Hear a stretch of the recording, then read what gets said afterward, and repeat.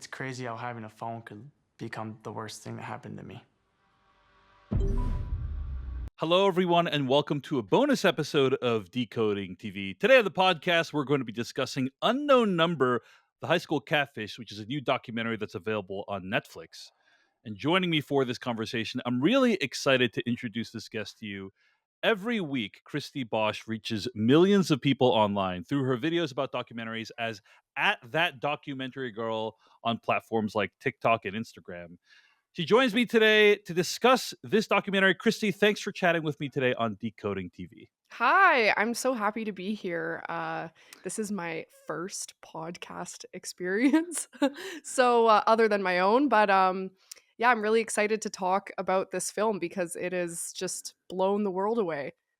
Yeah, we are honored to have you here. And I just want to say that your account was the first way that not necessarily that I learned about this documentary, but you were the one that motivated me to watch it. So No I'm actually way, really that's glad to awesome. have you on this podcast because the circle is now complete. Basically, is Yeah, the reason I watched it is because of you. Now we're here to discuss it. It's a thrill. It's a thrill. that's amazing. So I'm so glad to hear that. what we're gonna do is we're gonna share like some very, very brief thoughts about this documentary overall. But Mhm. it is really, really hard to discuss this documentary without getting into spoilers. And there's a big reveal about who the high school catfish is, who the texter is in this documentary. And so we will then quickly get into spoiling what actually happens in the documentary. So I'll make that very clear. But like, I am just gonna say that I actually watch Christy talk about a lot of different documentaries, and she had a really strong reaction to this one. When I watched your video about this, you were clearly very shaken and upset by this, and I knew that meant it was something I would need to check out. So I watched it and I Yep. posted about it online, and I felt like the way I posted about it was I said I felt like I had looked true evil and sociopathy in the face while watching this documentary. It is extremely upsetting. It expands your mind in terms of what you think it's possible for humans to be capable of, the kinds of deeds that you think it's possible for humans to be capable of, uh, and and therefore is it's valuable just for that reason alone. So those are my quick thoughts on the documentary. Christy, any thoughts before we get into spoiling what actually happened here? Yeah, I mean, you saw my video. I don't even think I really said much in that video. It was more so just like utter disbelief. Um, and I was shocked. I kind of had an inkling while watching it that the twist that happens was going to be what happens. But I think the reason why this documentary has taken the world by storm is because it's so unusual. And to think that a human could do this to another human is just baffling. Agreed. Agreed. All right. Yeah. So those are some quick thoughts. Now we from this point forward, we are going to spoil Unknown Number, the high school catfish. Uh and yeah, Christy, I have not been able to stop thinking about this documentary. Also, a lot of people are making videos about the documentary, like memes, sketches where they portray the high school catfish and so forth online. So I think it's been number one on Netflix for most of this last week at least. So I think it's really captured people's attention because it's so shocking. Reading here from the plot summary of Unknown Number, a teen girl and her boyfriend face persistent harassment from an unknown caller. Police investigating the months of torment discover a revelation that upends their initial assumptions. End quote. I love how subdued that is. Of Yeah. course, we now know that the actual high school catfish, the person who was sending these harassing texts to I want to say Lauren Licari is the girl's name, Yeah. if I recall correctly, right? Lauren Licari is her mother, Kendra Licari, is the person who sent these texts. Insane. And I mean, we need to start by kind of quantifying how ridiculous some of these texts are. Like the texts are deeply, deeply upsetting, right? They are Yeah. like, uh, and they seem to have cropped up when Lauren and like got together with this boy named Owen at her school. Yep. And I think a lot of people have speculated that Kendra Licari was obsessed with Owen, had a crush on Owen, who is many decades her junior, and I that's believe what he was created. 13. Yeah, yeah, and she's like a full grown woman, Yep. and the texts are like making fun of her daughter's appearance, saying she has a flat ass, saying like, "Oh, you can't give Owen what he wants sexually, like only I can." Um, saying like, "I'm gonna give him a BJ later," so stuff like that, where it's like extremely sexual, and ridiculing this girl and saying like, "You can't please your man, even though you're 13." And then eventually escalating to telling her to kill herself. And I am curious, like, if there's any other sort of texts that you want to highlight that like really stuck out to you about this scenario.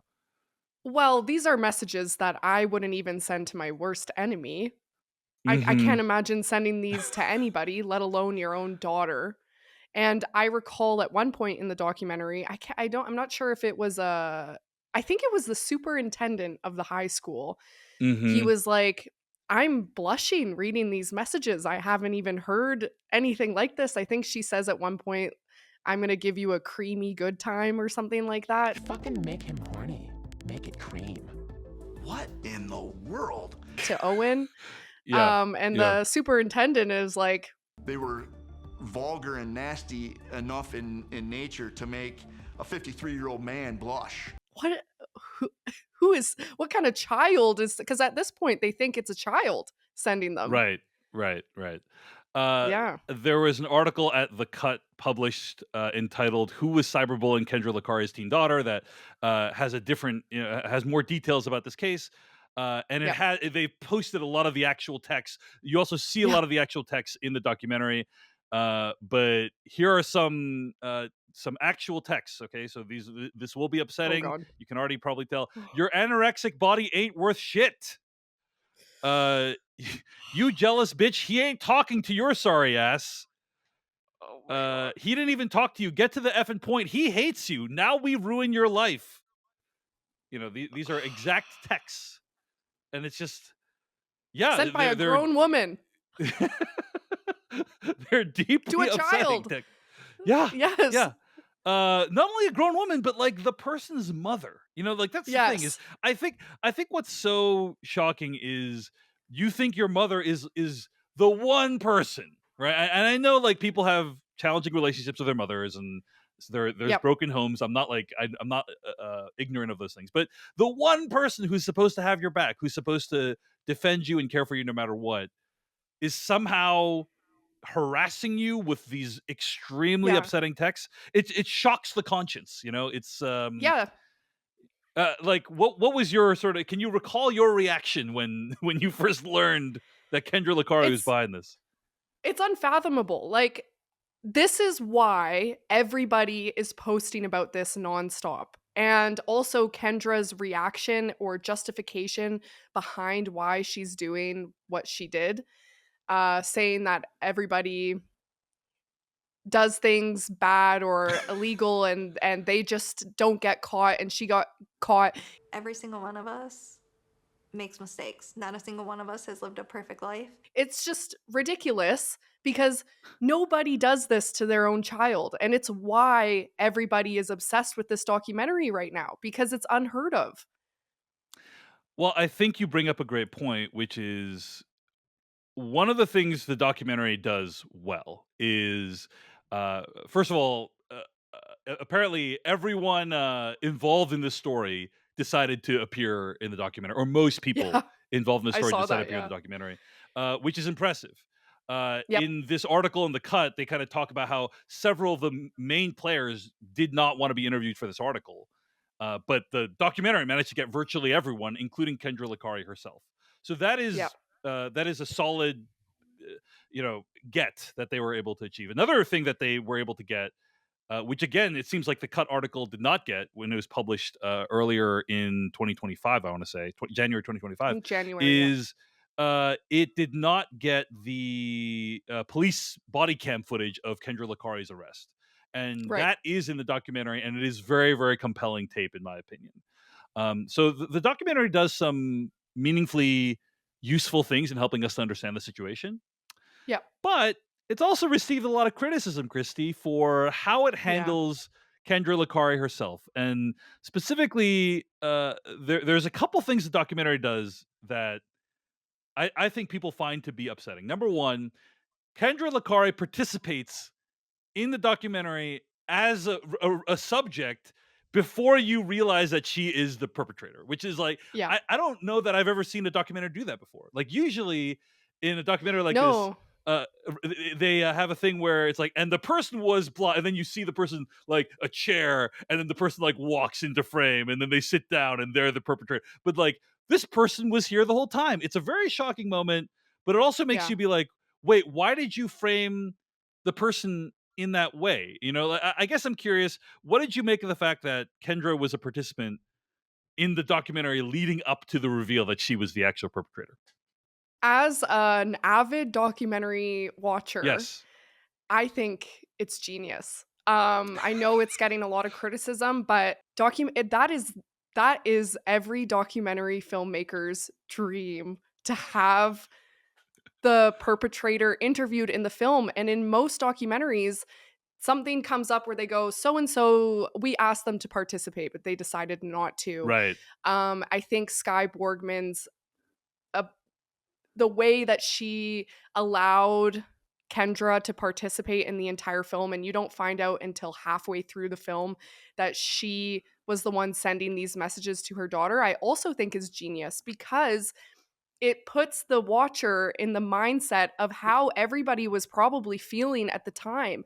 They had no Yeah. idea it was Kendra. We had no idea it was Kendra until it was revealed. And I think it also really shows how narcissistic Kendra is, because she sat through those interviews and acted like she wasn't the one who was sending those Right. messages. Yeah, like the earlier parts of the documentary, she's like, "Yeah, I don't think the school did a good job trying to find the person." You know, it's like, you're the person. Like, why are you talking about it like you're Yes. not the person? Um, Yes. here's where I will agree with you. I think you are correct that one of the shocking elements of it is that the person is there the whole time. They're under your nose the whole time, and you didn't Yep. know it. And the documentary does a great job of like recreating that feeling Exactly. of, wow, that's shocking. So Y- and Yeah. Skye Borgman, the director of this Netflix documentary, has also made other things like what was it, the abducted movie, Abducted in plain Abducted in sight. Plain Sight, right? Yeah. And Yeah. so like, somebody who has a track record in true crime documentaries, I think she's a cinematographer for that one, director of photography for She that one, is. or Yep. and also the Director. director. So I don't actually mind that like she was part of the documentary, and that's a good shocking moment. But I think that where a lot of people are criticizing the documentary, and I agree with the critiques, Yep. is that if you have the person there who did the crimes, if you have the perpetrator there, and you're giving them a platform to basically speak their truth, I do Yeah. think you need to challenge them on Totally. all the horrible things they've done. And there is a little bit of that in the documentary, but there is not nearly enough, in my opinion, for somebody whose crimes have been so heinous. Yeah. Christy, what do you think about that? I totally agree. I even in that, I think it was the Cut article that you sent me, or it's the one where Sky's being interviewed. Yes, in She Variety, she's interviewed says, for Variety and other places as well. Yeah. yeah, she is very soft on Kendra.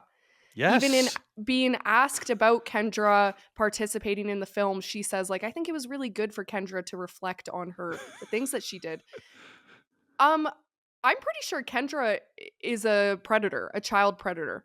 And I Yeah. don't think that they pressed that enough in the documentary, interviewing her or afterwards. And I don't know Sky's reasoning for that. I don't know if she genuinely feels compassion for Kendra. And if she does, that's kind of weird in my opinion. Or if she is trying to maybe save herself some issues or legality behind it. I don't know. But Mm, I do mm. agree. I think that she should have been in the second half after it's revealed that she's the one Yes. sending these messages. She should have been pressed more. 100%. There is a Variety interview with Sky where the interviewer says, "I would never want to show my face again if I were her. Why do you think she sat down for the cameras?" And here is Sky's reply verbatim. She was nervous about going on camera just because sitting down and telling your story is a nerve-wracking thing sometimes, but she was so great. And she actually ended up really loving the experience. At the end of it, she said it was kind of fun. She laughed about things, and I think it was really an opportunity for her to think about things a little bit more in depth. Every time I'd ask a question, she would really have to think about some things, and I think that was really good for her, end quote. Well, I'm glad that it was a great experience for Kendra. But I think that interview answer kind of shows I don't even know what's going on here, Christy. Like, I think there is Yeah, some part of the director that is sympathetic to her, right? Or that feels like, yeah, that feels like maybe, and Kendra does seem to have had a difficult life in some respects, and so maybe feels yeah, like, oh, this documentary can be part of the healing process for her. But I don't think the director had like as you said, she's basically a child sexual predator, and it's like yep, I cannot imagine a male who had done the same things being treated in the same way. totally, totally. And so just like reading this response, it actually explains why the documentary is the way it is, right? Because it's like, Yep. oh, if she's sympathetic to her, like that's why she got a very sympathetic treatment. But yeah, I don't think they go nearly hard enough on her in the No, and documentary. Yeah. think of how amazing it would have been. The structure is really good because it does replicate probably what the victims were feeling, like we Yeah. had said before. But think of how amazing it would have been if, when it's revealed that she was the catfish, if they had switched up their tone and been Yes. like, "What the hell's wrong with you?" Like, we've seen that in other documentaries before where they really put a lot of pressure on um, perpetrators of horrible crimes. And I think the good thing is that Kendra's crime is so insane that the audience can still not feel sympathetic towards her, despite the Right. fact that Yeah. Sky has been very gentle on her. But it would have just gone the extra mile if they had really just pressed her a little harder. So, Absolutely. Um, I think I was also quite frustrated, and a lot of people have also been frustrated by how the documentary just leaves a lot of very basic questions unanswered, mhm, which I thought was kind of weird. So basic questions like things that are really answerable. For instance, at one point somebody speculates, "Oh, I don't think Kendra Lakari ever had a job at this place," or because the idea that comes out is when she's arrested, it becomes clear Kendra Lakari has been lying about a lot of things that are happening in their lives. Like, yep, she's been texting her daughter harassing text. She handles all the finances, but she was working two jobs, but apparently she was fired from both jobs months ago. And somebody speculates, I don't think she ever had those jobs. And it's like, those are answerable questions. Those are things that yep, you can go and find the answer to and let the audience know what the truth was. And um, the documentary just kind of leaves all that vague. Like, it doesn't explain any of that. What is Kendra doing every morning when she's leaving for work? Like, does she go? And actually, this article in the Cut helps to answer that question. Sometimes she would literally just oh, drive to Ashley's school, sit in the parking lot, and text her from school. yeah. And but like the documentary doesn't go into any of those things, and it's a little bit frustrating. I mean, did you have any questions leaving this documentary that you feel like it should have answered? I mean, yeah, these are all good things that make sense why people would wonder about them. I think that the documentary, it makes a little bit of sense why they didn't focus on that, because it's a little bit, I mean, her full-time job was harassing her daughter. Right. It would have I'm been just curious. I'm just curious in the logistics of that, Christy. Like, how does yeah. that even go down? Like, does she have like a little place in the park? Does she go to the Starbucks and do it? Like what is how does a person do that day to day? Anyway, go ahead. Yeah, and so no, I felt pretty satisfied by the end. I didn't have any questions. I'm just glad that she got some prison time. I wish she had gotten more, but yeah, no, Well, I felt pretty good by the end of it.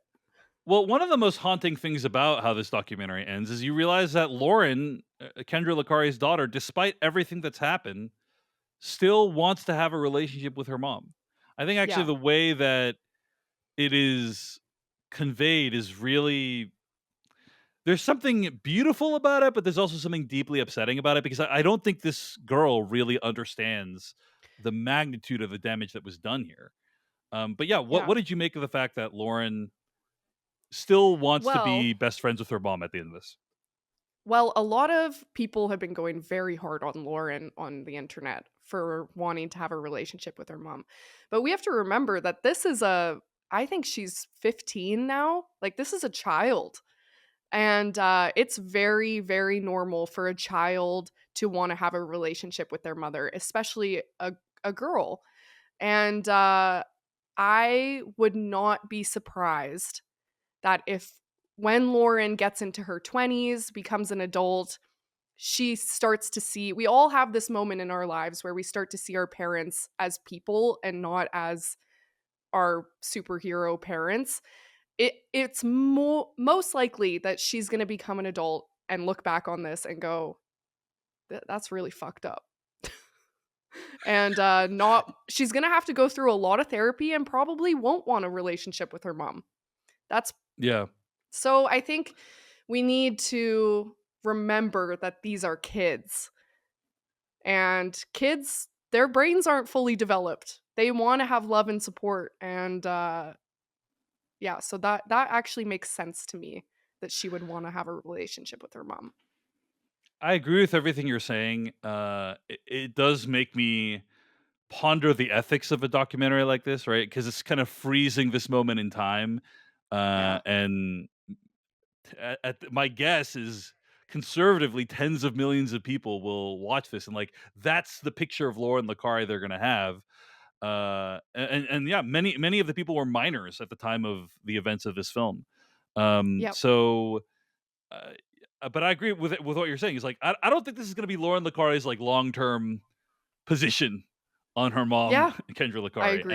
Yep. and I think that it's really sad and tragic what's happened here. Yeah. Okay, so there was this article in the Cut, as I mentioned, who was cyberbullying Kendra Licari's teen daughter. I do think it's worth just mentioning a couple details from this article. So there's Okay. stuff in the article that's not in the documentary, and vice versa. And you had a chance to read the article, right, Christy? Yep. Um, yeah. So, was there anything in the article that stuck out to you that wasn't in the documentary? I will just say that for me, one of the things that was interesting is people starting to suspect Kendra before it actually was revealed. Like that there's at multiple points in time, people were like, there's only one person that really makes sense for this, and it's Kendra. Now, I think Yeah. the documentary did a good job of capturing, like, hey, a lot of people thought it was Chloe. Kendra Mhm. actively took steps to make people think it was Chloe, which is really, really upsetting Yeah. to contemplate.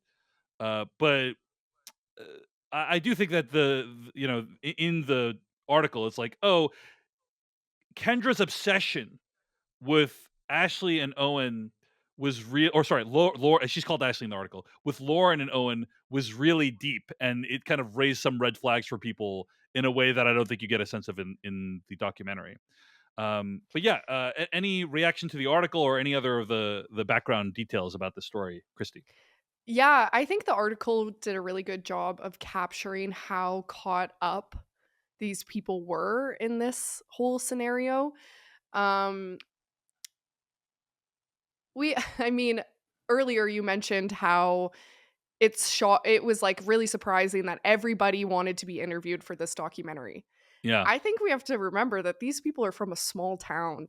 And Hmm. so I think it's probably the most exciting thing that's happened to them in their whole lives. And Hmm. I mean, even in a big town, this would be a crazy exciting thing. So, um I think that like small town mentality, uh that Chloe's mom dressing up as Kendra for Halloween, Right, I was a right. little surprised they didn't mention that in the documentary because that's crazy. Yeah, yeah, yeah. Yeah, Because Chloe was like and quite traumatized by the events of the documentary of these events. So, but you're yeah, right that and it does a good job capturing the. It's a small town. There's like one stoplight. yeah, Everyone knows each other's names. There's a very clicky, insidery culture there, and so everyone knows each other's business. yep, But yeah, so that makes it even more shocking, than if this happened in yeah, like a city, right? yeah, Where there's thousands of people. So, um, I mentioned earlier that one of the things that I think the documentary didn't capture is how obsessed with Owen Kendra Licari was. yes, yeah, I'm reading here from the article. Owen was a talented little league pitcher, and over the summer, the families traveled as a group on their children's tournament weekends and camped together. In eighth grade, Kendra signed up to coach Owen's track team, becoming, he says, like a second mom. A regular spectator at Owen's matches, she drove Ashley 3 hours across Michigan to watch one of his championship games. Once, Kendra even suggested turning Owen's tournament in Florida into a Licari family vacation, to which Jill, Owen's mom, had to gently say no, end quote.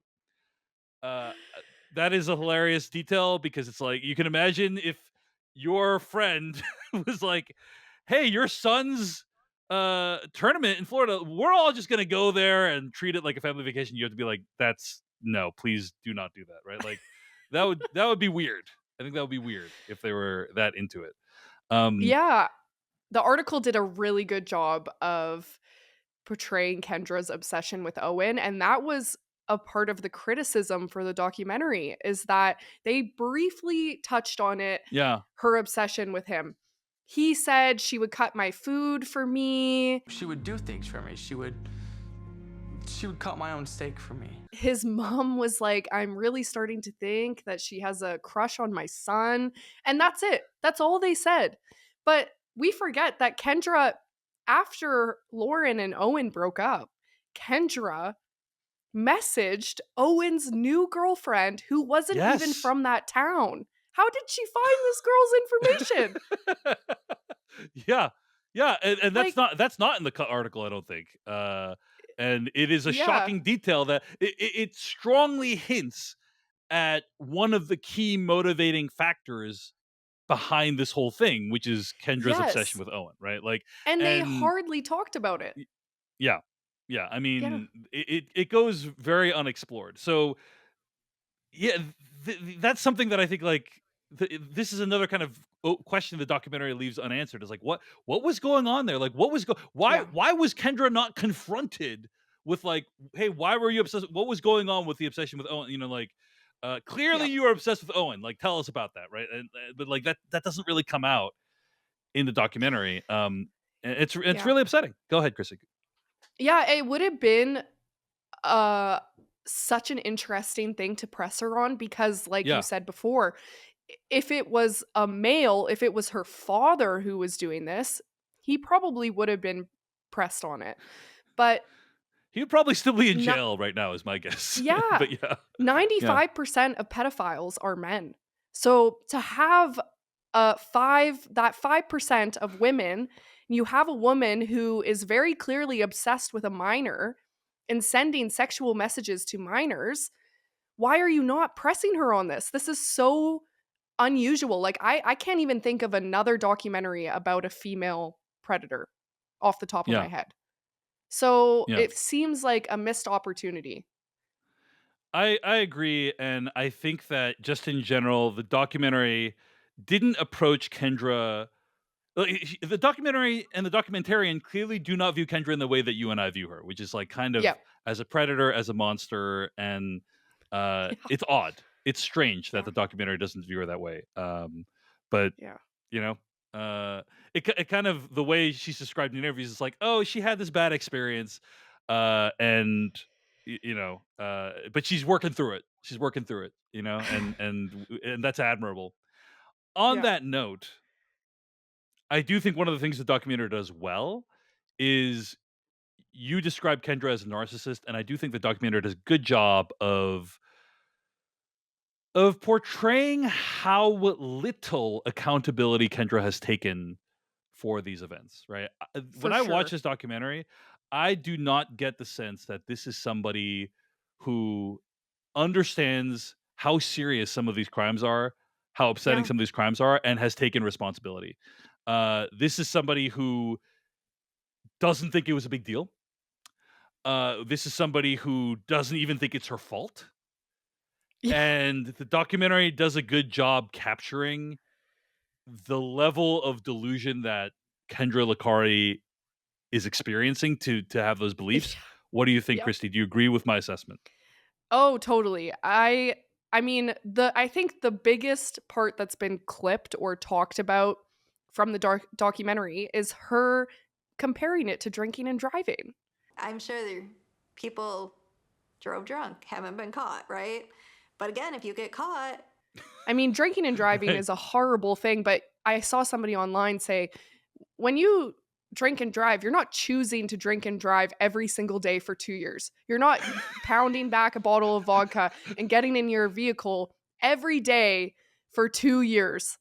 She got up every day and made the decision to tell her daughter to unalive herself or kill herself. I don't Yeah. know what your censorship is on podcasts. I'm just used to TikTok. Yeah, I know. On lingo. TikTok, you can't say kill. And I think Yeah. on YouTube, you're not really allowed to say it either. So I don't know. But yes, I think it's fine to say, we'll put a content warning at the beginning of this one. But Okay.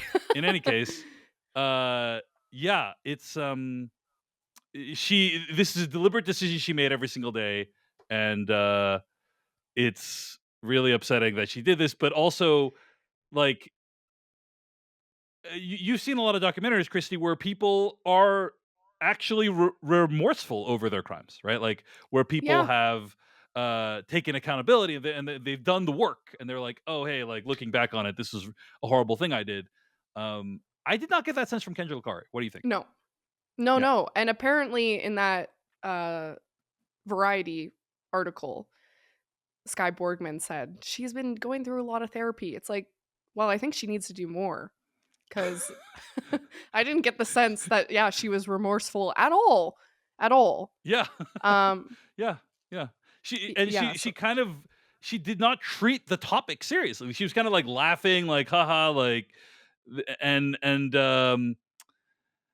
then to see what was really powerful too was to see it juxtaposed with her appearance in court when she's crying over at her sentencing hearing, when she's crying over it, and it's like yeah. I don't actually believe those tears that she's crying at the court. Like it's such a stark juxtaposition from the crying to what we're seeing on camera, which is haha, here's a fun thing I did, and oh whoopsie, I got caught. Like that's what her Yeah. attitude in the documentary is. Um, Yeah, or even the body cam footage. Uh the yes, police yes, tell her, "Hey, we know it's you."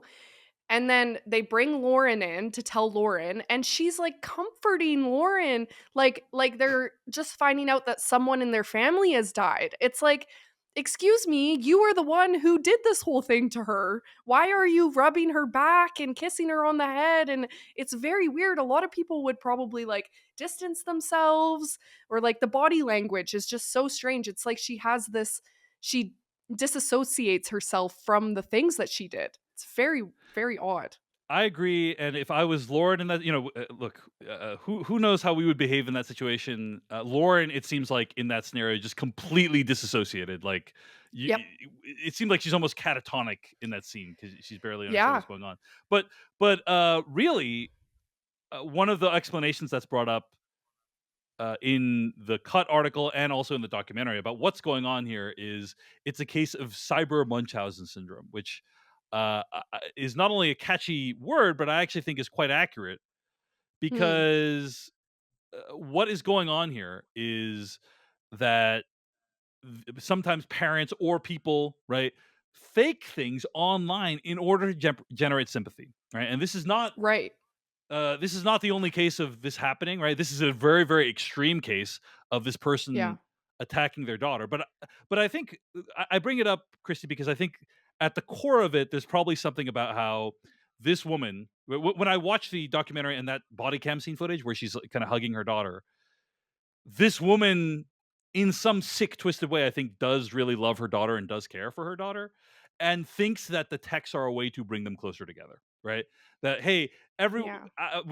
we're all undergoing this horrifying ordeal together, right?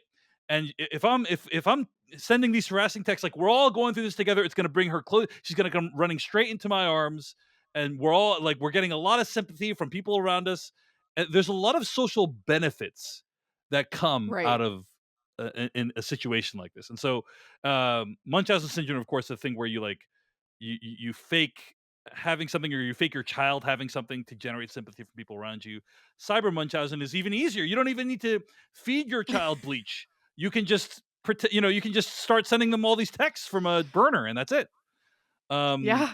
But yeah, I'm curious if you had any reaction to that. But this is a shocking thing in the Cut article. 2% of people in a 2017 study, college students, admitted to bullying themselves under an alias. And another 2% reported faking an identity to bully a friend, and then as themselves heroically coming to the friend's defense. End quote. So that's a So study yeah, of undergraduate students, right? That was yeah, shocking to me. I was like, I didn't know that 2% is not very much, but it's like, that's like a lot more widespread than I thought. Christy, any reaction to any of that? Yeah, I mean, I'm an avid watcher of the show Catfish, and that has come up many times in the show where it's a friend or boyfriend or family member who is being a fake persona to then be there for the person. Oh, I'm getting all this emotional harm. I'm there for you. I think that is a part of what's going on. Obviously, the most famous case of Munchausen's, I think it's Munchausen by proxy when you put it Yeah, that's right. onto Yeah. someone else, would be Gypsy Rose and her Yes. mom. So it would be like, imagine if Dee Dee, Gypsy Rose's mom, had Munchausen by proxy and was also a child predator. That's what this is. Right. So Yeah. she has multiple things going on with her. Well, anyway, overall, I think the documentary does some things pretty well. It does some things rather poorly, as we have discussed. Anything else you want to share about your reaction to the documentary, or anything of any kind, before we wrap up our conversation here today, Christy? I think, yeah, I haven't seen a documentary go this viral since Abducted in Plain Sight. There are very few I can think of that have gone viral like this. Abducted in Plain Sight is one for sure. And maybe like the Tinder swindler, where just people cannot stop talking about it on the internet. And when I talk about documentaries, I always like to remind people that these are people's lives. It's not like a scripted TV show that we can all watch for entertainment. And I think sometimes people get carried away. I've seen a lot of criticism against Chloe online and how she's like a mean girl. I think we need to remember that these are people and their lives are being exposed to millions, and a lot of them are children. So this is like, I think that's a good thing for people to take away, is that to be mindful of watching stuff like this, you know? Absolutely. And I'm definitely for compassion, especially when it comes to the people who've been harmed in this situation. I think a lot of people probably judge a lot of the kids and how they act, but none of us had a Netflix documentary crew filming our actions in high school. Exactly. So it can be easy to judge, but hard to reach for compassion. And I definitely advocate for that in general. Slightly less so when it comes to the perpetrator of the crime, Oh, definitely. Definitely. But definitely when it comes to the innocent victims involved, like I agree. Yeah. There's a lot of like thinking and treating these people as though they're not real people because you saw them on TV, but in Yeah. fact they're still going through this. So definitely Yeah. something good to keep in mind.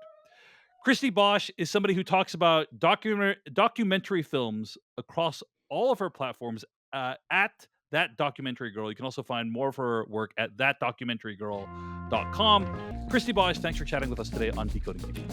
Thank you so much for having me. This was awesome. Hey everyone, David Chen here. Thank you so much for watching that video from Decoding TV. If you want to get an audio version of the show, all you got to do is go to podcast.decodingtv.com.